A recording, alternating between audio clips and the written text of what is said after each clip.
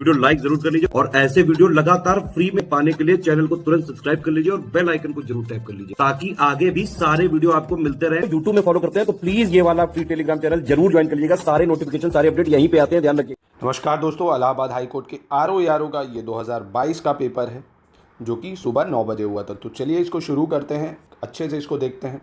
तो इस वीडियो में अगेन हम लोग जीएस के सारे क्वेश्चंस देखने की कोशिश करेंगे, कैसा पेपर आता है जीएस का वो देखेंगे। इसके बाद एक वीडियो में अलग से सिर्फ computer, maths, reasoning, English, Hindi वो देख लेंगे हम लोग। तो स्टडी फॉर सिविल सर्विसेज के पेड इनिशिएटिव का लाभ लेके आप अपने सिलेक्शन के और करीब पहुंच सकते हैं। किसी भी एग्जाम की अगर आप तैयारी कर रहे हैं तो स्टडी फॉर सिविल सर्विसेज से इन नंबरों से जोड़ के आप कंप्लीट प्रिपरेशन कर सकते हैं। एक ही जगह पे test series, paid quiz, selection material, exclusive video classes, बहुत ही कम प्राइस में, अफोर्डेबल प्राइस में आप अच्छी तैयारी कर सकते हैं दोस्तों। तो अधिक जानकारी के लिए आप इन नंबरों से जुड़ सकते हैं। तो आज का प्रश्न शुरू होगा हमारा यहाँ से। The territory sector of Indian economy is related to. भारतीय अर्थव्यवस्था का तृतीय श्रेणी का भाग किससे संबंधित है? एग्रीकल्चर, इंडस्ट्री, इलेक्ट्रिसिटी या ट्रांसपोर्ट? तो बेहद आसान प्रश्न है। एग्रीकल्चर आपको पता है ये प्राइमरी एक्टिविटी होती है, इंडस्ट्री भी प्राइमरी है, सेकंड इलेक्ट्रिसिटी भी आपकी, इंडस्ट्री सेकेंडरी है, सॉरी माफ़ कीजिएगा, मैन्युफैक्चरिंग है।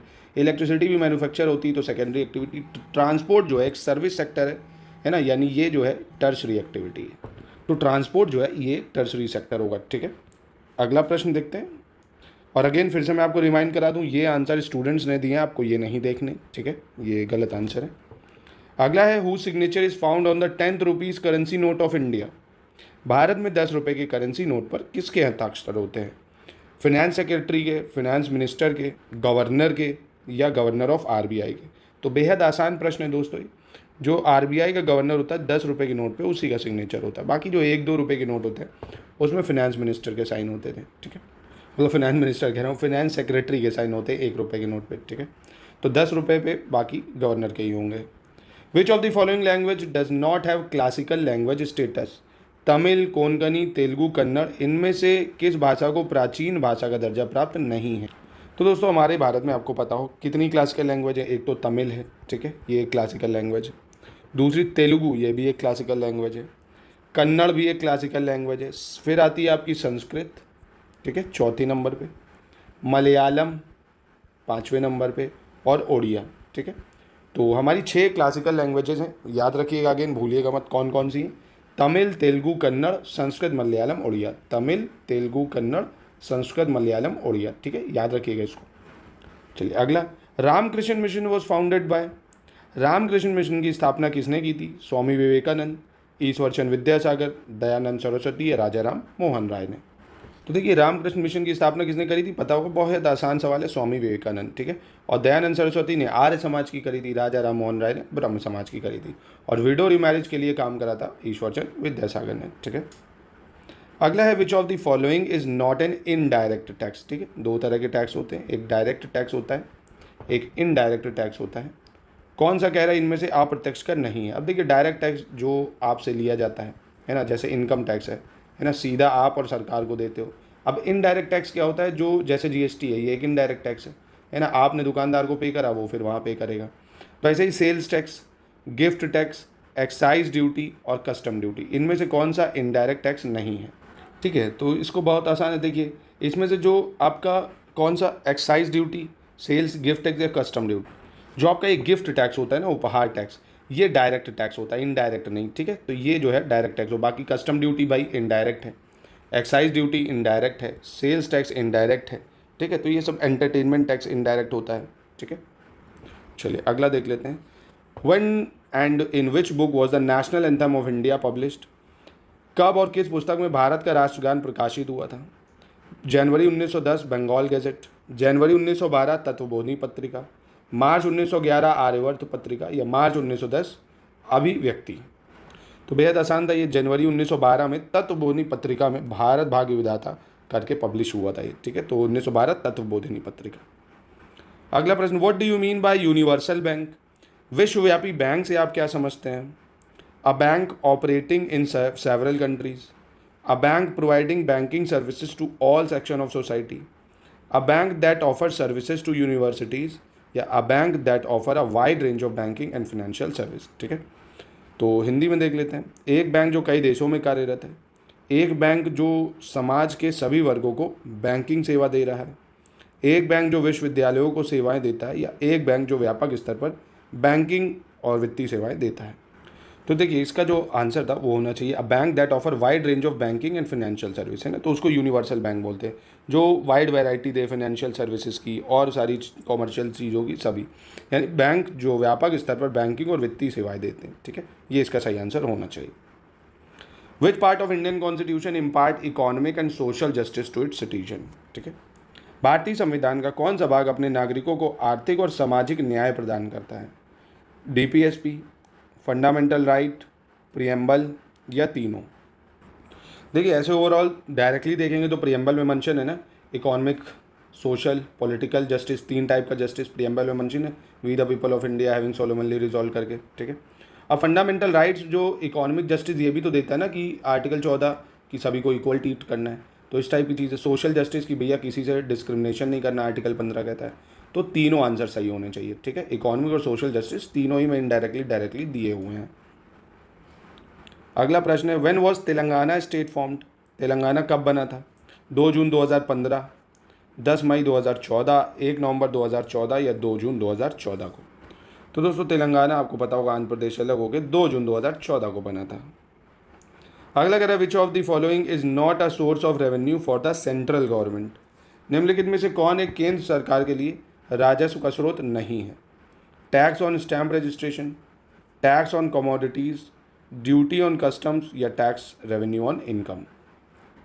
तो देखिए इसका भी आसान था, जो स्टैम्प रजिस्ट्रेशन टैक्स होता है ये स्टेट गवर्नमेंट लेती है, ठीक है, सेंट्रल गवर्नमेंट नहीं लेती है। Bihu folk dance is associated with which of the following state, आसान था ये भी काफ़ी ज़्यादा। बिहू लोक नृत्य किस राज्य से संबंधित है? असम, उड़ीसा, वेस्ट बंगाल या त्रिपुरा? तो बहुत ही फेमस है असम का बिहू डांस, ठीक है। अगला देखते हैं विच of the following industry in India is credited with the maximum generation of employment, निम्नलिखित में से भारत में किस उद्योग को अधिकतम रोजगार सृजन का श्रेय जाता है? Cement industry, jute industry, iron and steel industry और टेक्सटाइल इंडस्ट्री? मतलब सीमेंट उद्योग, जूट उद्योग, लोहा और इस्पात उद्योग या कपड़ा उद्योग? देखिए ऐसे इंडिया को देखा जाए तो टेक्सटाइल इंडस्ट्री में सबसे ज़्यादा जो है ग्रोथ जनरेट होती है, ठीक है, बाकी ये वैरी करती रहती है करंट के बजट के इकोनॉमिक सर्वे के अकॉर्डिंग, ठीक है, तो ऐसे देखा जाए तो टेक्सटाइल इंडस्ट्री करेगी। With you all the way is the tagline of which bank, with you all the way किस बैंक का प्रचार वाक्य है? आरबीआई का, एसबीआई का, पंजाब नेशनल बैंक का या बैंक ऑफ इंडिया का? तो ये बड़ा फेमस है भैया एसबीआई का, with you all the way, ठीक है, प्योर बैंकिंग, नथिंग एल्स।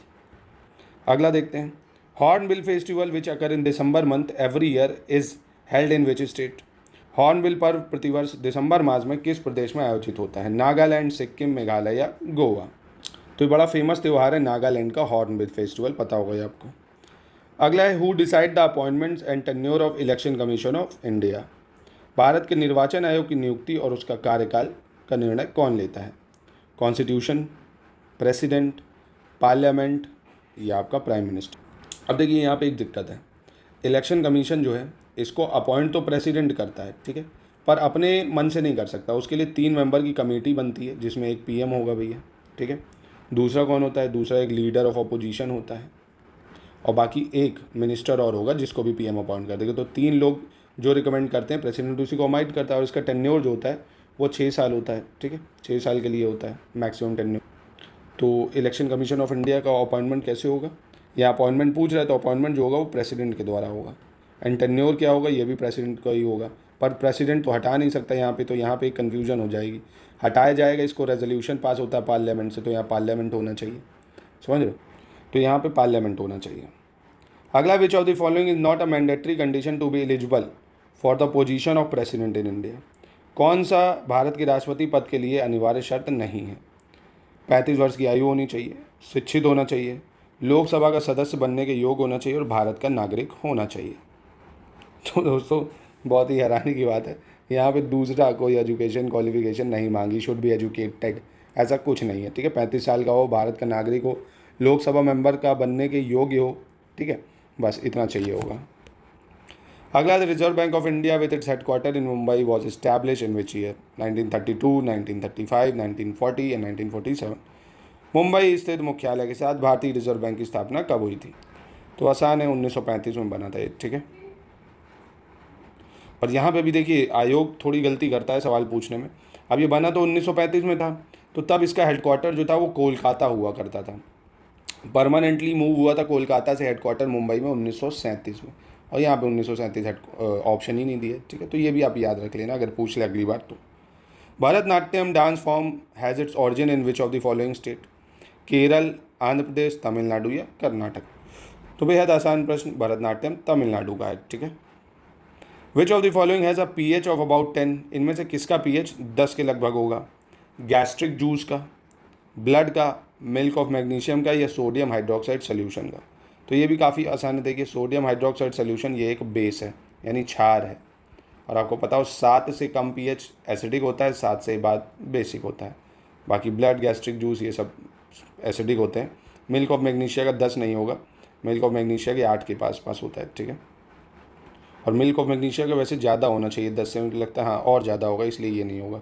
इसका तो सोडियम हाइड्रोक्साइड का 10 ही होता है, ठीक है, और इसका 10 से ज़्यादा होगा।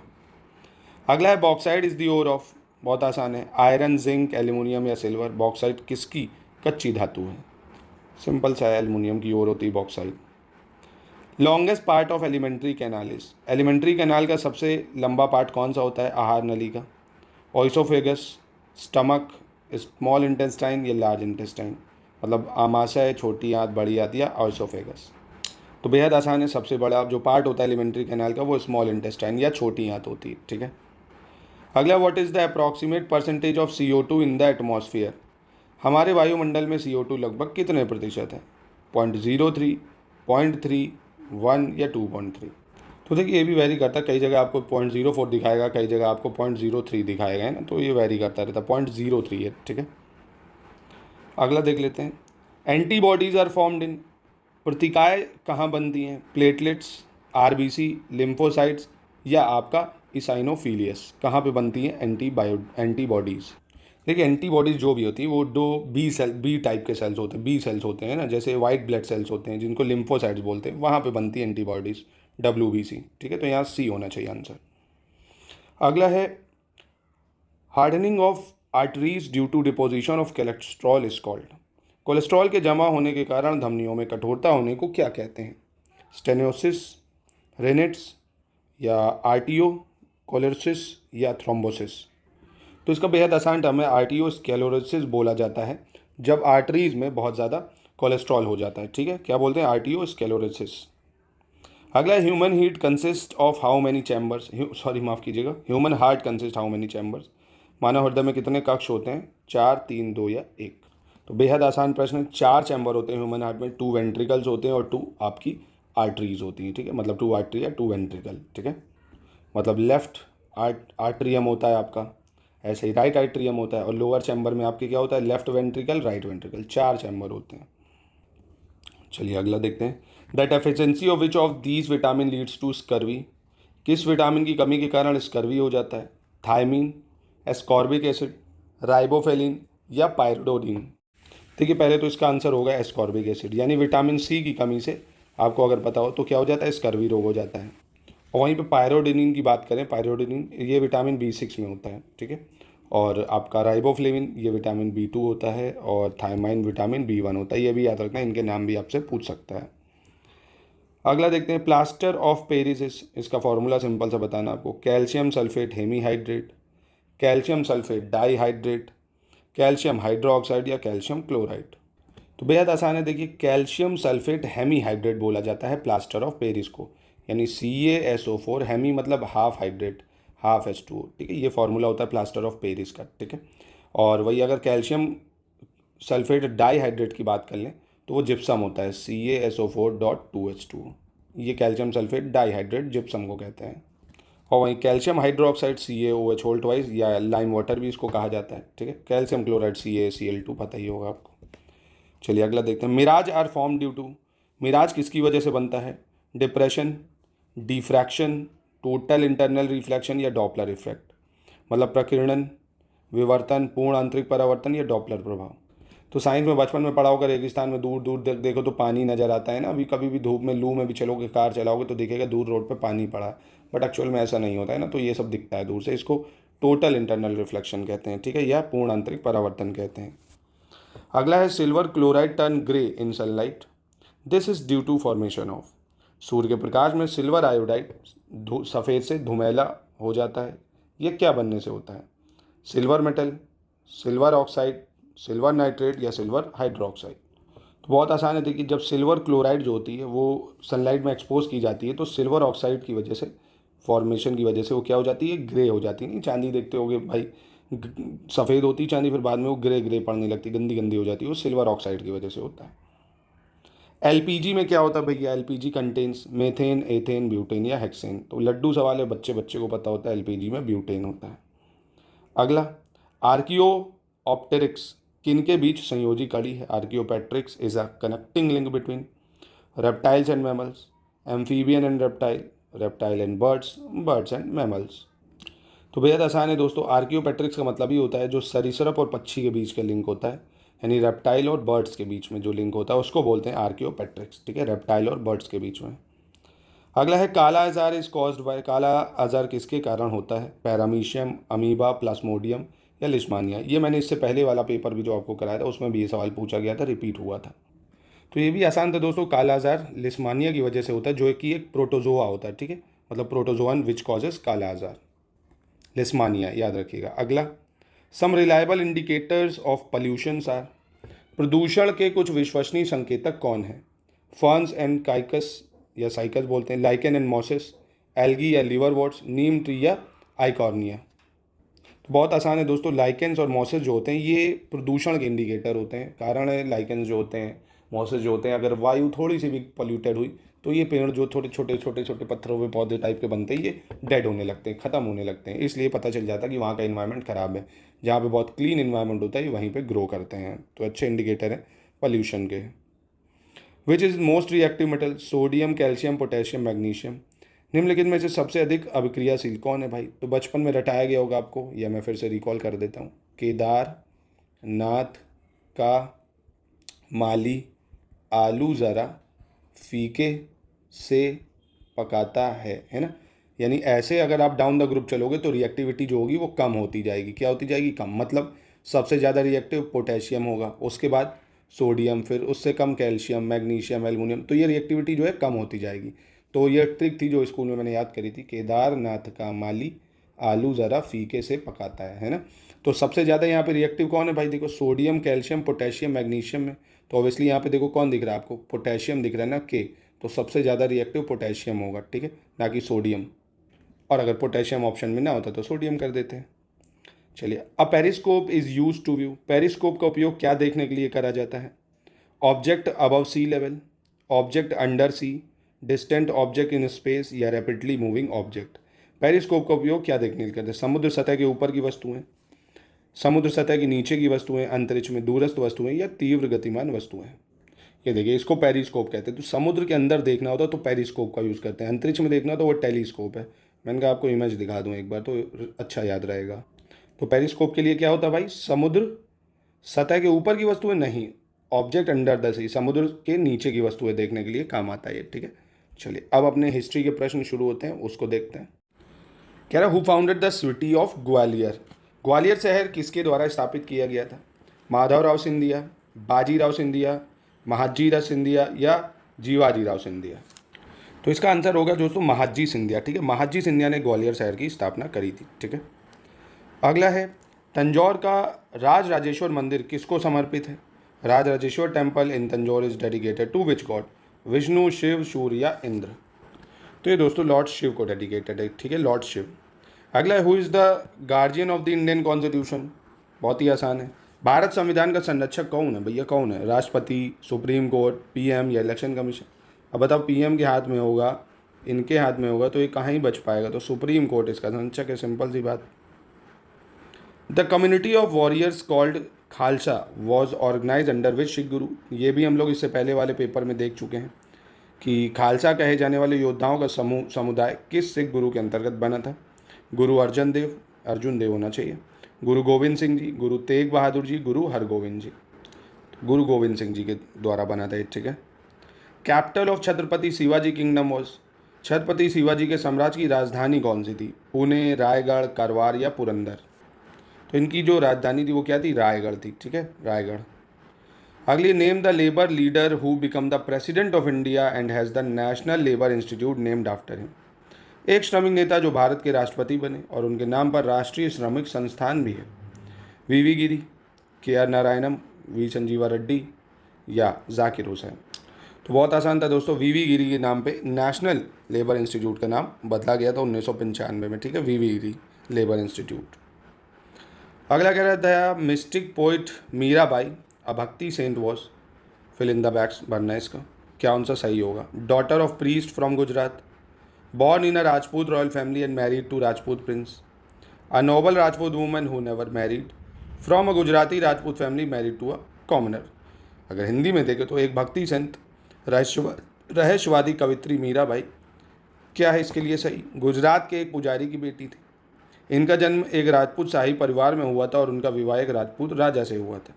एक महान राजपूत स्त्री थी जिनका विवाह कभी नहीं हुआ। एक गुजराती राजपूत परिवार से थी और उनका विवाह एक सामान्य जन से हुआ था। तो दोस्तों अगर आपको पता हो, जो इनकी इच्छा के विरुद्ध इनकी शादी जो है राजा, जो भोज राजा थे उनसे कर दी गई थी, जो मेवाड़ के प्रिंस थे 1516 में, है ना। तो ये बात तो ठीक है, यानी इनका जन्म राजपूत शाही परिवार और उनका विवाह एक राजपूत राजा से हुआ था, ये वाली बात ठीक है। अगला देखते हैं, who propounded the concept of संपूर्ण क्रांति। संपूर्ण क्रांति की कल्पना किसने प्रतिपादित की थी, बाल गंगाधर तिलक, जयप्रकाश नारायण, राम मनोहर लोहिया या लाला लाजपत राय। संपूर्ण क्रांति या टोटल रेवोल्यूशन, ये नारा था जयप्रकाश नारायण का, ठीक है। अगला, which of the following was not built during Akbar reign. निम्नलिखित में से किसका निर्माण अकबर के शासनकाल में नहीं हुआ था। आगरा का किला, फतेहपुर सिकरी, जामा मस्जिद दिल्ली या बुलंद दरवाज़ा। तो बहुत आसान था दोस्तों, जामा मस्जिद दिल्ली की जो है ये शाहजहां ने बनवाई थी, बाकी आगरा फोर्ट, फतेहपुर सिकरी, बुलंद दरवाज़ा ये सब अकबर ने बनवाया था, ठीक है। शाहजहां ने बनवाया था दिल्ली की Jama Masjid. Name the famous blind poet from Agra who sang the glory of Krishna. Agra के उस प्रसिद्ध नेत्रहीन कवि का नाम बताइए जिसने कृष्ण वैभव की गाथा गाई थी। सूरदास, तुलसीदास, चैतन्य या रामानुजन। तो बहुत ही आसान था, सूरदास जी, ठीक है। In which year Din Ilahi was introduce as a new religion by Akbar.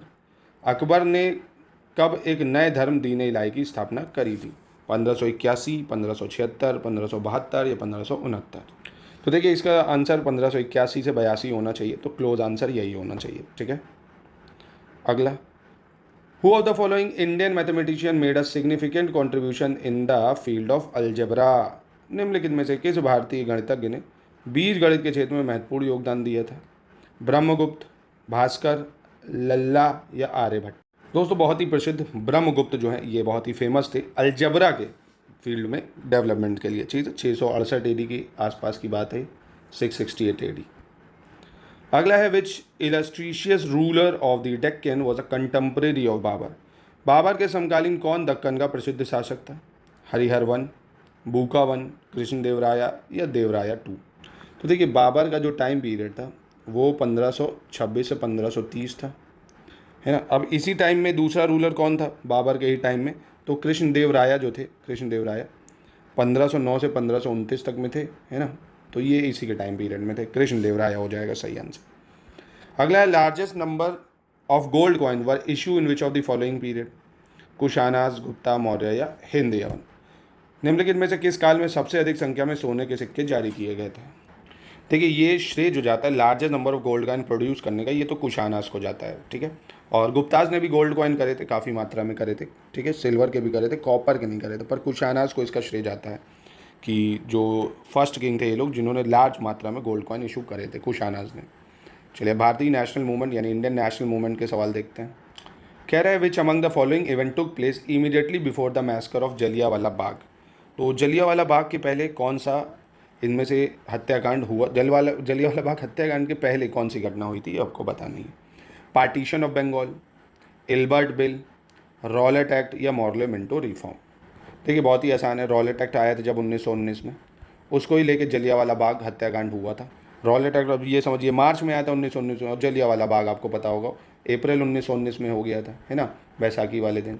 तो ये हुआ था। बाकी पार्टीशन ऑफ बंगाल तो 1905 में हुआ था। इल्बर्ट बिल बहुत ही पुराना है, 1883। मॉर्लो मिंटो रिफॉर्म 1909 में आया था ये, ठीक है। चलिए, a prominent part in the Swadeshi movement was played by. Swadeshi आंदोलन में किसने मुख्य भूमिका निभाई थी। Students of Bengal, peasants, shopkeeper या इंडियन ऑफिशियल, बंगाल के छात्र, किसान, दुकानदार या भारतीय अधिकारी। तो वहाँ के देखिए स्टूडेंट जो थे बंगाल के, उन्होंने बहुत ज़्यादा पार्टिसिपेट इसमें करा बढ़ चढ़ के, तो उसके कारण ये काफ़ी ज़्यादा प्रचलित हुआ। अरविंदो घोष, बिपिन चंद्र, बाल गंगाधर तिलक, इन सब ने इस आंदोलन को और ज़्यादा प्रचलित करा। अगला है, हाँ तो आंसर ए हो गया। अगला है, who was the author of book 1857 in India, mutiny और war of independence? Maulana Azad, S.B.. Chaudhary, SN. Sen या ए.टी. इमरी।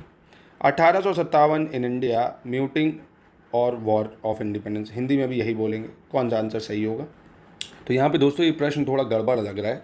यहाँ पे फर्स्ट वॉर ऑफ इंडिपेंडेंस करके वी.डी. सावरकर यानी विनायक दामोदर सावरकर की बुक थी, ये वो थी, क्योंकि ऐसी तो कोई बुक थी नहीं, तो ये थोड़ा गड़बड़ है।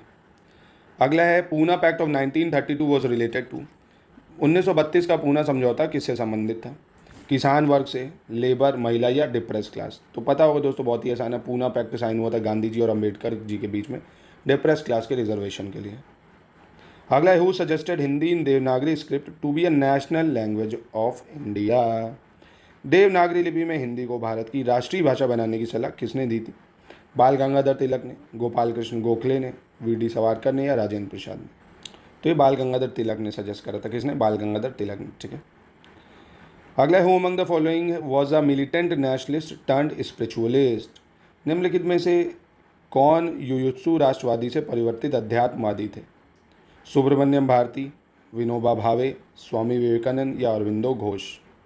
देखिए अरविंदो घोष जो थे पहले ये एक्सट्रीमिस्ट थे, अलीपुर कंस्पायरेसी वगैरह में, अलीपुर बॉम्बिंग केस वगैरह में थे, बाद में ये स्पिरिचुअलिस्ट बन गए थे, अरविंदो आश्रम ये सब बनाने लगे। तो ये आंसर सही हो जाएगा। अगला, who among the following has written the book गुलामगिरी?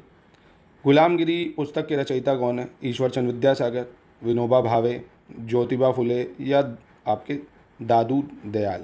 तो ये भी बेहद आसान है, ज्योतिबा फुले इसके ऑथर हैं। अगला, during which of the following movement did Mahatma Gandhi remark on bended knees, I ask for bread and received stone instead? मतलब इनका कहना है किस आंदोलन में गांधी जी ने कहा था, झुके हुए घुटनों से मैंने रोटी मांगी और बदले में पत्थर मिले? Khilafat movement, non cooperation movement, Dandi march या भारत छोड़ो आंदोलन? तो बहुत ही फेमस कोट था दांडी मार्च के दौरान, जो कि 12 मार्च 1930 से शुरू हुआ था दांडी मार्च, ठीक है। तो काफ़ी फेमस है ये स्टेटमेंट, आंसर हो जाएगा इसका 3, ठीक है। अगला प्रश्न देखते हैं। Moderates and extremist of Indian national Congress deferred mainly on the issue of? भारतीय राष्ट्रीय कांग्रेस के उदारवादी और चरमपंथी मुख्य रूप से किस बात पर भिन्न थे? स्वराज, स्वदेशी, बायकॉट या नेशनल एजुकेशन? देखिए 1905 में जब पार्टीशन ऑफ बंगाल हुआ था तो बायकॉट मूवमेंट चला था, ठीक है, बायकॉट मूवमेंट चला। अब ये बायकॉट मूवमेंट चाह रहे थे पूरे देश में चले, और मॉडरेट चाह रहे थे नहीं अभी देश इसके लिए तैयार नहीं है, पूरे देश में अभी ये नहीं चल सकता। तो ये बहिष्कार वाले जो मूवमेंट पे था, बायकॉट मूवमेंट पे, उसको लेके थोड़ा इसमें डिफरेंस आ रहे थे, तभी जाके फिर 1907 में सूरत में स्प्लिट हो जाते हैं मॉडरेट और extremist. Eight which place did the Indian national Congress adopted the resolution of पूर्ण स्वराज? किस स्थान पर भारतीय राष्ट्रीय कांग्रेस ने पूर्ण स्वराज के संकल्प को अपनाया था? कलकत्ता, लाहौर, दिल्ली या कराची? तो पूर्ण स्वराज आपको पता होगा दोस्तों कब आया था, 1929 के लाहौर अधिवेशन में, ठीक है। चलिए अगला देखते हैं। Who was sentence to death and subsequently executed for his role in the Muzaffarpur conspiracy case? Muzaffarpur षड्यंत्र कांड में किसे मौत की सजा दी गई और बाद में उनकी भूमिका के लिए निष्पादित किया गया? खुदीराम बोस, बिनोय बसु, जतिननाथ बोस या रासबिहारी बोस? तो ये थे खुदीराम बोस दोस्तों, प्रफुल्ल चक्की और खुदीराम बोस ने जो बॉम्बिंग करी थी मुजफ्फरपुर केस में। अगला, Swaraj party was the outcome of which of the following incident? Swaraj party जो सी आर दास में बनाई थी 1923 में, किसकी वजह से बनी? Chaura Chauri, quit India movement, arrival of Simon commission या बरदौली सत्याग्रह? तो आसान था ये, चौरा चौरी जब गांधी जी ने नॉन कॉपरेशन को विड्रॉ कर लिया था, उससे नाराज होकर मोतीलाल नेहरू और सी आर दास ने बनाई थी क्या कौन सी पार्टी? स्वराज पार्टी 1923 में, ठीक है। विच among the following act introduce provincial autonomy? कौन से एक्ट ने प्रांतीय स्वायत्तता का प्रस्ताव दिया था? Government of India act 1858, government of India act 1935, Indian council act 1892 या गवर्नमेंट ऑफ इंडिया एक्ट 1990? तो बहुत ही आसान था दोस्तों, प्रोविंशियल ऑटोनॉमी जो थी, प्रांतियों में जो ऑटोनॉमी थी वो दी गई थी 1935 में। कब दी गई थी? 1935 में दी गई थी, गवर्नमेंट ऑफ इंडिया एक्ट 1935, ठीक है, क्योंकि डिवीजन ऑफ पावर हो गया था between centre and province, centre में डायर किया कि प्रोविंस में ऑटोनॉमी दे दी जाएगी। Who was known as heroine of quit India movement? Bharat छोड़ो आंदोलन की नायिका किसे कहा जाता है? अरुणा आसाफ अली, सरोजनी नायडू, सुचेता कृपलानी या कस्तूरबा गांधी? तो बहुत ही फेमस है अरुणा आसाफ अली, इनको जो है heroin of quit India movement भी कहा जाता है या grand old lady of independence movement भी कहा जाता है इनको, ठीक है। अब चलिए अब हम लोग देखते हैं एग्रीकल्चर के प्रश्न। अगला प्रश्न देखने अब एग्रीकल्चर का जो है, कह रहा है India hold dash largest agriculture land in the world, fill in the blank with the correct option. विश्व में भारत के पास कितनी सबसे बड़ी कृषि भूमि है? दूसरी, तीसरी, चौथी या पांचवी? तो देखो नंबर 1 पे यूएसए आता है, ठीक है। उसके बाद कृषि क्षेत्र में, कृषि भूमि में दूसरे नंबर पे भारत आता है, ठीक है। लेटेस्ट डाटा के अकॉर्डिंग मैं बता रहा हूँ आपको। अगला है which of these crop does not require nitrogen fertiliser. निम्नलिखित में से किस फसल को नाइट्रोजन उर्वरक की आवश्यकता नहीं होती है? ओट, राइस, सोयाबीन या मेज? देखिए जो लेग्यूम क्रॉप होती है ना, उनको नाइट्रोजन फर्टिलाइजर की ज़रूरत नहीं होती है, जैसे सोयाबीन, ये लेग्यूम क्रॉप है, ठीक है। अगला देखते हैं, which city of India has 10 cotton mills and is called Manchester of north India. Bharat के किस शहर में कपास की 10 मिलें हैं और यह उत्तर भारत का मैनचेस्टर कहा जाता है? लखनऊ, कानपुर, वाराणसी या बरेली? तो बड़ा फेमस है हमारा कानपुर। अगला है showing time for kharif crop. Kharif फसल बोने का समय क्या है? ठीक है, अप्रैल से मई, जून से जुलाई, नवंबर से दिसंबर या अक्टूबर से नवंबर? तो बहुत आसान है। खारिफ क्रॉप को अगर आपको पता हो दोस्तों, तो जब मानसून आता है ना, तो वही मंथ ऑफ जून के आसपास बोते हैं और अक्टूबर के आसपास काट लेते हैं, ठीक है। और जैसे एग्जांपल के तौर पे राइस ले लो, मेज़ ले लो, ग्राउंडनट ले लो, ये सब। अगला, which country has largest market for cut flower. किस देश में कटे हुए पुष्पों का सबसे बड़ा बाजार है? यूएसए, जर्मनी, इंग्लैंड या जापान? तो दोस्तों ये जर्मनी होगा। प्रेजेंटली देखोगे आप तो नीदरलैंड मिलेगा यहाँ पे, ठीक है। यूरोप के कई देशों में कट फ्लावर की सबसे ज़्यादा प्रोडक्शन होता है। The casual agent of late blight of potato which caused Irish famine in the year 1845। आलू की विलंबित अंगमारी जिसके कारण 1845 में आयरिश भुखमरी हुई थी, उसका रोग कारक कौन है? नाम ये ऑप्शन है आपके, प्लाज्मोपोरा विटिकोला, हेलिमेंथोरोपोरस ओरिजा, फाइटोफोथोरा इन्फेस्टिस या हेमिलिया वेस्टर फ्रिकाला। नाम इनके ऐसे हैं चामुंडा देवियों जैसे।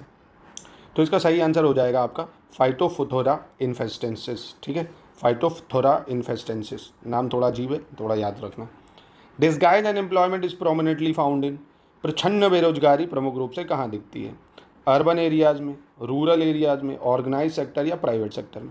देखिए डिस्गाइज होती है, जैसे एक ही खेती है, ठीक है, अब उसमें पूरा खानदान लगा हुआ है, ज़रूरत है 2 की, लगे 10 लोग हैं, तो इसको बोलते हैं डिस्गाइज अनएम्प्लॉयमेंट, जो कि रूरल एरियाज़ में होती है। अगला, which of the following is not an aquatic weed. निम्नलिखित में से कौन एक जलीय खरपतवार नहीं है? Eichhornia crassipes, Argemone mexicana, Nymphaea alba, Azolla pinnata? कौन सा सही होगा? तो यहाँ पे दोस्तों जो निम्फिया अल्बा, ये एक एक्वेटिक वीड नहीं, एक्वेटिक प्लांट है, ठीक है, निम्फिया अल्बा। अगला, नेशनल मिल्क डे कब मनाते हैं? 16 सितंबर, 26 नवंबर, 5 जून या 21 मार्च? तो ये हम मनाते हैं 26 नवंबर को। नेशनल मिल्क डे कब मनाते हैं? 26 नवंबर। इसी दिन कॉन्स्टिट्यूशन डे भी मनाया जाता है भैया, क्योंकि 26 नवंबर को कॉन्स्टिट्यूशन अडॉप्ट करा था हमने। अगला, name the structured change in chromosome where a DNA segment gets oriented in reverse order. गुणसूत्र में संरचनात्मक परिवर्तन जहां एक डीएनए खंड उल्टे क्रम में अभिव्यंजित हो जाता है, क्या कहलाता है? डिलीशन, डुप्लीकेशन, ट्रांसलोकेशन या इन्वर्जन? तो देखो रिवर्स हो रहा है ना, तो इसको इन्वर्जन बोला जाता है, ठीक है, इन्वर्जन। अगला देखते हैं, which mineral element is involve in open and closing of stomata. रंध्रों के खुलने और बंद होने में कौन सा खनिज तत्व शामिल है? पोटेशियम, फॉस्फोरस, नाइट्रोजन या जिंक? तो इसके लिए होता है पोटेशियम। क्या होता है दोस्तों? पोटेशियम इंपॉर्टेंट रोल प्ले करता है क्लोजिंग स्टोमेटा और ओपनिंग स्टोमेटा। अगला है, the green revolution did not lead to increase in production of which of the following crops in India? Rice, wheat, maize और बार्ले? तो बेहद आसान था दोस्तों। हरित क्रांति में कौन सी फसल उत्पादन बढ़ोतरी नहीं हुई थी? तो चावल है, गेहूं है, जौ, इन सब में हुई थी, मक्का में नहीं हुई थी, ठीक है, मेज में नहीं हुई थी। अगला है, an infectious proteinaceous particle which has no nucleic acid is. एक संक्रामक प्रोटीन के एकल कण जिसमें न्यूक्लिक अम्ल नहीं होता है, क्या कहलाता है? प्रायोन, वायरॉन, वायरस या विरसॉइड? तो इसको बहुत ही आसान है, इसको क्या बोलते हैं, प्रियॉन बोला जाता है, ठीक है, इसको क्या बोलते हैं, प्रियॉन बोलते हैं।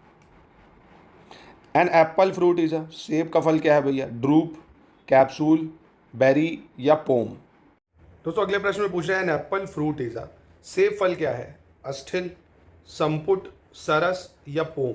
देखिए यहाँ पे सेब जो है ये बेरी तो है नहीं, कैप्सूल, ड्रूप, पोम, तो इनमें से पोम है, मतलब जो फ्लैशी पार्ट होता है ना, जब आप चबाते हो सेब को तो फ्लैश होता है उसमें, मतलब एक क्या बोलते हैं उसको, गूदा टाइप, ठीक है, तो पोम कहलाता है।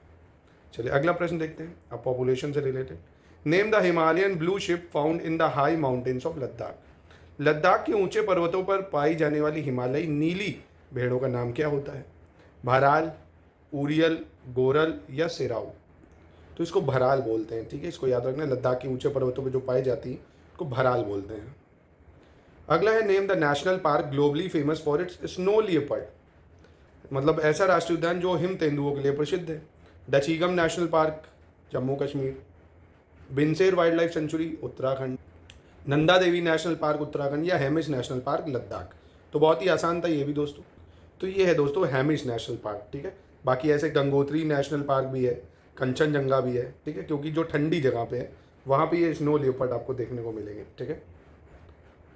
अगला है which two rivers are being linked to provide water to drought prone Bundelkhand region, ठीक है। बुंदेलखंड सूखे क्षेत्र में जल देने के लिए कौन सी दो नदियों को जोड़ा जा रहा है, केन बेतवा, केन चंबल, सरयू बेतवा या यमुना घग्गर। तो ये जोड़ा जा रहा है केन बेतवा लिंक प्रोजेक्ट, सुना होगा, जो बुंदेलखंड यानी एमपी और यूपी के जिलों को पानी देने का काम करेगा। अगला प्रश्न है स्वच्छ भारत और clean India mission was initiated to eliminate open defecation, it was launch on 2 October. स्वच्छ भारत मिशन को खुले में शौच को समाप्त करने के लिए चलाया गया था 2 अक्टूबर, कब, तो भैया मोदी जी की सरकार जब आई थी तो कहते थे ना कि भारत को शौचालय के लिए इतने साल इंतजार करना पड़ा, 2014 में। Which state has the lowest female literacy rate, Bihar, Haryana, Chhattisgarh या झारखंड। तो वन एंड ओनली बिहार ही होगा, ठीक है, ये आसान था सवाल। कीथम लेक इज इन सुर सरोवर bird sanctuary is a natural habitat of. सुर सरोवर पक्षी अभ्यारण्य में कीथम झील किसका प्राकृतिक आवास है, sarus crane and spotted eagle, great Indian bustard, Indian peafowl and hornbill या green pigeon and grey jungle fowl. Hindi में कहें तो सारस क्रेन और चित्तीदार गिद्ध, ग्रेट इंडियन बस्टर्ड, भारतीय मोर और हॉर्नबिल, हरा कबूतर और धूसर जंगल मुर्गी। तो ये सारस क्रेन और चित्तीदार गिद्ध का है, ठीक है, यानी पहला ऑप्शन इसका सही होना चाहिए था। अगला है life on earth is protected from UV rays by. अब यूवी विकिरण के पृथ्वी प्रभाव से पृथ्वी पर जीवन किसके द्वारा सुरक्षित है, बेहद आसान प्रश्न है ये। Ozone in stratosphere, methane near earth surface, ozone in troposphere या क्लोरोफ्लोरोकार्बन इन एटमॉस्फेयर। तो देखो कितना आसान है, यानी आपको पता है यूवी रेज से हमें कौन बचाता है, जो समताप मंडल में ओजोन लेयर होती है ना, वो हमें बचाती है। अगला है which is the least populated state as per census 2011, Sikkim, Mizoram, Arunachal Pradesh या नागालैंड। तो ये भी बहुत आसान था, सिक्किम जो है लीस्ट पॉपुलेटेड है, ठीक है, 2011 के सेंसस के अकॉर्डिंग। अगला है the purpose of XYZ classification of cities in India is. Bharat में शहरों का XYZ वर्गीकरण का उद्देश्य क्या है, medical infrastructure, income deduction, application of GST rule या house rent allowances slabs.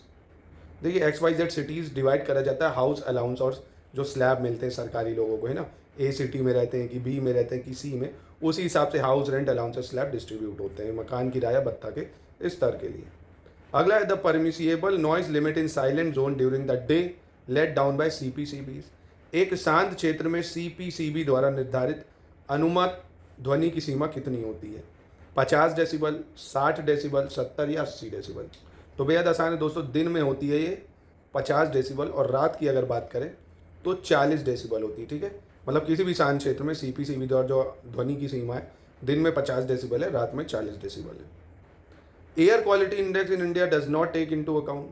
Bharat में वायु गुणवत्ता सूचकांक किसके बारे में विचार नहीं करता है, PM10, कार्बन मोनोऑक्साइड, लेड या कार्बन डाइऑक्साइड।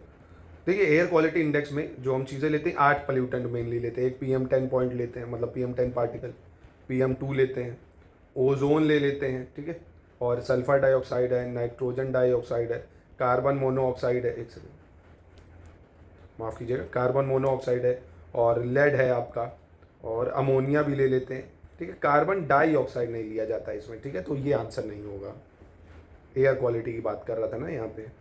अगला है UP population policy aims to bring down the total fertility among women to 1.9 by which year. UP जनसंख्या नीति का किस वर्ष तक महिलाओं में कुल प्रजनन दर कम करके 1.9 तक लाने का लक्ष्य है? 2026, 2030, 2036 या 2042? तो टोटल फर्टिलिटी रेट 1.9 हमें लाना है यूपी में, हमने लक्ष्य रखा है 2030 तक रखा है। कब रखा है? 2030 तक, ठीक है। Which of the following is not satellite city? इनमें से कौन एक सैटेलाइट शहर नहीं है? गांधीनगर, अहमदाबाद, मोहाली या मुरादाबाद? ठीक है, बहुत आसान है ये भी। तो पहले तो ये समझो सैटेलाइट सिटी क्या होती है। सैटेलाइट सिटी होती है smaller city that are near to a large city that is the centre of metropolitan area. इसको आसान भाषा में अगर कहें मतलब कोई बड़े शहर के पास में ही कोई ऐसी एडवांस सिटी जो है, ठीक है। जैसे मुरादाबाद ये एक सैटेलाइट सिटी नहीं है। जैसे गुरुग्राम सैटेलाइट सिटी है आपकी, नवी मुंबई सैटेलाइट सिटी क्योंकि मुंबई आपकी मेन सिटी है, ठीक है, इस तरह से। अगला, the organisation that makes periodic assessment of the impact of increasing carbon monoxide in air on global climate changes. विश्व जलवायु परिवर्तन पर वायु में कार्बन डाइऑक्साइड की बढ़ती मात्रा का आवधिक मूल्यांकन कौन सा संगठन करता है? यूएनईपी, आईपीसीसी, आईयूसीएन या डब्ल्यूएचओ? तो दोस्तों इसका बहुत आसान आंसर था inter governmental panel on climate change, ठीक है। मतलब ये मेजर बॉडी होती जो देखती है एयर वगैरह में CO2 की मात्रा, इन सबका पीरियोडिक मूल्यांकन करती है, ठीक है। चलिए अब ज्योग्राफी के प्रश्न देख लेते हैं। Which river originate from the western flank of Amarkantak plateau? Amarkantak पठार के पश्चिमी किनारे से कौन सी नदी निकलती है? दामोदर, तापी, नर्मदा या सोन? तो बेहद आसान था ये, नर्मदा निकलती है अमरकंटक प्लेट्यू से। कौन सी नदी निकलती है? नर्मदा नदी, क्योंकि तापी तो बैतूल डिस्ट्रिक्ट से निकलती है, सतपुड़ा रेंज से निकलेगी बैतूल डिस्ट्रिक्ट से, और अपना ये दामोदर ये छोटा नागपुर प्लेट्यू से निकल आती है, और सोन भी अमरकंटक से निकलती है पर वेस्टर्न फ्लैंक से नहीं निकलती है, ठीक है, सेंट्रल से निकलती है। अगला है main mineral constitute of crust on the continental masses. महाद्वीपी खंडों की पपड़ी में मुख्य खनिज अवयव कौन से हैं? ठीक है, अर्थ क्रस्ट में silica iron, iron nickel, magnesium nickel या सिलिका एल्यूमिनियम? तो बहुत ही ज़्यादा आसान है दोस्तों। अर्थ क्रस्ट को क्या बोलते हैं? सियाल बोलते हैं ना, सिलिका और एल्यूमिना, सिलिका और एल्यूमिना, क्योंकि मेंटल में सीमा बोलते हैं, सिलिका और मैग्नीशियम मिल जाता है। कोर में नाइफे बोलते हैं, निकेल और आयरन मिल जाता है, ठीक है। बेसिक सवाल आते हैं जीएस के पास। Indian wild ass is near threatened species found in? संकट के कागार पर आई भारतीय जंगली गधे की प्रजातियां कहाँ पाई जाती हैं? सुंदरबन, रन ऑफ कच्छ, वेस्टर्न घाट या ईस्टर्न घाट? तो बड़ा फेमस है वाइल्ड एस, आपको रन ऑफ कच्छ में मिल जाएंगे। Name the mountain range found in USA? Andes, Ural, Atlas या रॉकीज? तो बेहद लड्डू सवाल आते हैं। देखो रॉकीज आपको पता है यूएसए में मिलेंगे, ठीक है। एटलस अफ्रीका कॉन्टिनेंट में, अल्जीरिया, मोरक्को, तुनीशिया में मिल जाएगा। कहाँ पे? Algeria, Morocco, Tunisia. यूराल आपको पता होगा, यूराल यूरोप में इधर पड़ता है, रशिया के साइड पे, जो यूरोप को रशिया से अलग करता है। एंडीज पूरे साउथ अमेरिका में पड़ जाएगा। अगला है quadrilateral security dialogue is between? जो क्वाड है वो किन देशों का समूह है? Australia, New Zealand, Indonesia, Malaysia, Thailand, Indonesia, Vietnam, USA, Japan, Turkey, Brazil या ऑस्ट्रेलिया, यूएसए, जापान, इंडिया? तो क्वाड ग्रुप पता होगा दोस्तों, यूएसए, ऑस्ट्रेलिया, जापान, इंडिया का एक ग्रुप है जिसको क्वाड ग्रुप कहते हैं, ठीक है, ऐसे इंडियन ओशियन में। अगला है Bermuda island is an overseas territory of United Kingdom in? कौन से द्वीप में है, मतलब ओशियन में है ये? यूनाइटेड किंगडम का विदेशी क्षेत्र बरमुडा द्वीप। Indian ocean, north Atlantic ocean, south Pacific ocean या मेडिटेरेनियन सी? तो ये दोस्तों नॉर्थ अटलांटिक ओशियन में है ना, वही बरमुडा ओवरसीज जो आइलैंड है यूएसए वाले इस तरफ पड़ेगा, है ना, नॉर्थ अटलांटिक ओशन में। अगला, the atmospheric air is held to the earth by? वायुमंडल की वायु पृथ्वी से किसकी द्वारा जुड़ी है? देख लो कितने लड्डू टाइप के सवाल हैं। मॉइस्चर, वार्म विंड, ग्रेविटी या अर्थ रोटेशन? तो ऑब्वियसली बाहर मतलब जो अर्थ है, अर्थ में ग्रेविटी है जिसकी वजह से एटमॉस्फेयर को ऐसे अपनी तरफ खींच के रखती है, सिंपल सी चीज़। Name the first person to discover mainland Antarctica? Antarctica की खोज करने वाला पहला व्यक्ति कौन था? James Cook, Roald Amundsen, Fabian Bellingshausen या तस्मान? तो ये था दोस्तों फेबियन वेलिंग सॉसन, ठीक है, जिसने अंटार्कटिका के मेनलैंड की खोज करी थी। अगला, headquarters of the world meteorological organisation है? विश्व मौसम संगठन का हेडक्वार्टर कहाँ है? टोक्यो, सिडनी, जेनेवा या वॉशिंगटन डीसी? तो बहुत आसान, जेनेवा स्विट्जरलैंड में है, वर्ल्ड मेट्रोलॉजिकल ऑर्गेनाइजेशन का हेडक्वार्टर। ठीक है। अगला कह रहे हैं Ural mountains are located in, अभी देखो ऊपर बताया ना, यूराल ब्राज़ील, रशिया, मंगोलिया या ताइवान, तो कहाँ पे? रशिया में है। What part of India is a part of Sundarban biodiversity hotspot? Bharat का कौन सा भाग सुंदरलैंड जैव विविधता हॉटस्पॉट का भाग है? मिजोरम, लक्षद्वीप आइलैंड, निकोबार आइलैंड या त्रिपुरा? तो इसे सुंदरलैंड नहीं बोलते, सुंडालैंड बोलते। तो ये थोड़ा मिसप्रिंट है आयोग की तरफ से। सुंडालैंड में कौन आता है? ये तो निकोबार आइलैंड आते हैं, ये सब सुंडालैंड का पार्ट है। ठीक है। भाई वेस्टर्न घाट है, हिमालयाज है, इंडो बर्मा है, सुंडालैंड है, तो सुंडालैंड में निकोबार आइलैंड आ जाता है। In which part of the Himalaya is the famous tourist spot Shimla located? तो शिमला जो है कौन से हिमालयास के पार्ट में है? Great Himalaya, lesser Himalaya, lower Himalaya या आउटर हिमालयास? तो दोस्तों आपने पढ़ा होगा ट्रांस हिमालय है ना, जिसमें काराकोरम, लद्दाख जास्कर आता है जो उधर साइड, फिर ग्रेट हिमालय आता है, फिर मिडिल हिमालय आता है, फिर आपका लेसर हिमालय आ जाता है ना। तो ये जो आपका पड़ता है हिमाचल, ये आपका आउटर हिमालयाज में पड़ जाएगा, है ना, शिमला जो है, क्योंकि फुट हिल्स है यहाँ पे। ठीक है। तो ये कहाँ पे पड़ जाएगा? आपका आउटर हिमालय में, माफ़ कीजिएगा लेसर हिमालय में, सॉरी, जो शिवालिक रेंज पड़ती है ना, लेसर हिमालयाज होना चाहिए। अगला कैपिटल ऑफ यूक्रेन इज, तो बहुत बताओ आसान, न्यूज़ में था भाई, तो कीव था। ठीक है। अगला है हम्बन टोटा पोर्ट इज लोकेटेड, कितना देखो सिंपल सवाल है, ये भी न्यूज़ में बना हुआ था। हम्बन टोटा पोर्ट कहाँ है? श्रीलंका में है भैया, चाइना ने एक्वायर कर लिया था जिसको। अब ये करंट अफेयर्स के सवाल है जिनका कोई रेलेवेंस नहीं है। देखो क्या पूछता है, नोबेल प्राइज़ कौन जीता फिजिक्स में, फिर क्या पूछ रहा है, फिर ई पंचायत पुरस्कार। तो उस साल के बस 6 से 8 महीने करंट अफेयर्स आप करोगे तो वो इनफ होंगे। अब यूपी जी के देखते हैं। Dudhwa national park stretch over an area of, Dudhwa राष्ट्रीय उद्यान कितने वर्ग किलोमीटर में फैला हुआ है? दुधवा नेशनल पार्क जो कि उत्तर प्रदेश के लखीमपुर खीरी में है। तो ये दोस्तों बहुत आसान था, 490 स्क्वायर किलोमीटर में फैला हुआ है। Taj Mahal become a UNESCO world heritage site in the year, Taj Mahal UNESCO विश्व धरोहर स्थल किस वर्ष बना? 1981, 1982, 1983 या 1984? तो ये भी बहुत आसान था, 1983 में बना था जब भारत वर्ल्ड कप जीता था, ऐसे याद रख लो। In which district of Uttar Pradesh is Shora dance a tribal dance form, जनजातीय नृत्य शोर नृत्य उत्तर प्रदेश के किस जिले से संबंधित है? गोरखपुर, ललितपुर, प्रयागराज या वाराणसी? तो बड़ा फेमस है उत्तर प्रदेश के ललितपुर में शोरा डांस फॉर्म। ठीक है। अगला है what was the name given to Uttar Pradesh during the British rule? अब देखो ये भी बहुत ज़्यादा आसान है। यूनाइटेड प्रोविंस ऑफ आग्रावत, kingdom of Banaras and Tehri Garhwal, united province of Allahabad या अवध प्रदेश? तो इसका नाम दिया था united province of Agra and Awadh, जो कि बाद में यूनाइटेड प्रोविंस बना और उसके बाद में 1950 में उत्तर प्रदेश बन जाएगा। ठीक है। Where was the foundation of newsprint project laid in September 1989? सितंबर 1989 में न्यूज़ प्रिंट प्रोजेक्ट की स्थापना कहाँ पर हुई थी? वाराणसी, मुरादाबाद, लखनऊ या प्रयागराज? तो ये हुई थी मुरादाबाद में। ठीक है। कहाँ पे? Moradabad. The city of Firozabad is famous for it's, Firozabad शहर किसके लिए प्रसिद्ध है? सेरेमिक्स, एबोनी वर्क, बैंगल्स या वुडवर्क, मतलब मिट्टी के पात्र, आबनूस का काम, चूड़ियाँ या आपका लकड़ी काम? तो फिरोजाबाद की चूड़ियाँ सुनी होगी आपने, बैंगल्स सुने होंगे, बहुत ज़्यादा फिरोजाबाद फेमस है चूड़ियों के काम के लिए। Which commercial town of Uttar Pradesh is famous for its brassware and is popularly known the brass city of country? Meerut, Saharanpur, Mirzapur या मुरादाबाद? तो बहुत ही फेमस है मुरादाबाद। किसके लिए? मुरादाबाद फेमस है आपकी यही सब जो ब्रास यूटेंसिल्स हैं, ब्रास के बर्तन हैं, इन सब के लिए। मिर्ज़ापुर कालीन भैया, कालीन के लिए फेमस है। सहारनपुर पेपर इंडस्ट्री और सिगरेट वगैरह। मेरठ आपकी स्पोर्ट्स गुड्स। अगला प्रश्न कह रहा है बनारस हिंदू यूनिवर्सिटी कब इस्टेब्लिश की गई थी? 1875, 1916, 1921 या 1930? ये भी बहुत आसान है, BHU की स्थापना 1916 में हुई थी। अगला है स्टेट बर्ड ऑफ उत्तर प्रदेश, बताइए, इससे भी लड्डू सवाल कुछ होगा। पिकॉक, मोनाल, सारस क्रेन या पिजन? तो स्टेट बर्ड जो है उत्तर प्रदेश का वो है सारस क्रेन। क्या है? सारस क्रेन, 12 सिंगा स्टेट एनिमल। अगला कह रहा है the program linking self help group of rural poor with the banking system was launch as a pilot project in which year? ग्रामीण गरीब के स्वयं सहायता समूह को बैंकों से जोड़ने की योजना को प्रायोगिक परियोजना के रूप में किस वर्ष आरंभ किया गया था? 1990, 1992, 1998 या 1999?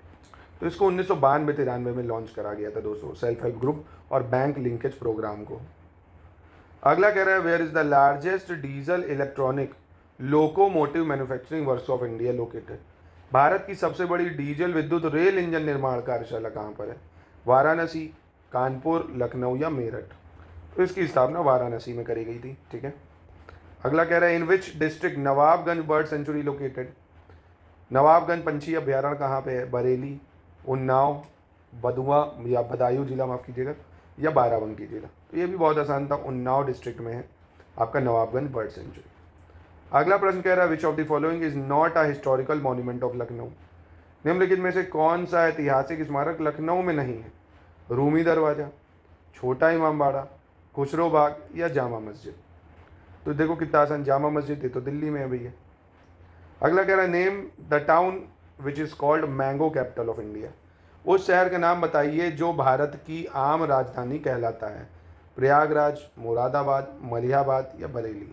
तो भैया मलिहाबादी आम खाए होंगे आपने, मलिहाबाद को मैंगो कैपिटल बोला जाता है। ठीक है, तो बहुत ही आसान था, सी हो गया। तो ये था पूरा जीएस का कंप्लीट पेपर दोस्तों। देख रहे हो कितना लेवल बस आपने एनालिसिस कर लिया होगा अब तक कंप्लीट आरओ को प्रीवियस ईयर पेपर देख के कि जीएस का क्या लड्डू लेवल है। तो जितना मटेरियल दिया जाएगा बस आपको उतना बेसिक से मल्टीपल टाइम रिवाइज कर लेना है और लगातार आपको टाइपिंग की प्रैक्टिस करते रहना है। आराम से ये पेपर आप निकाल ले जाओगे।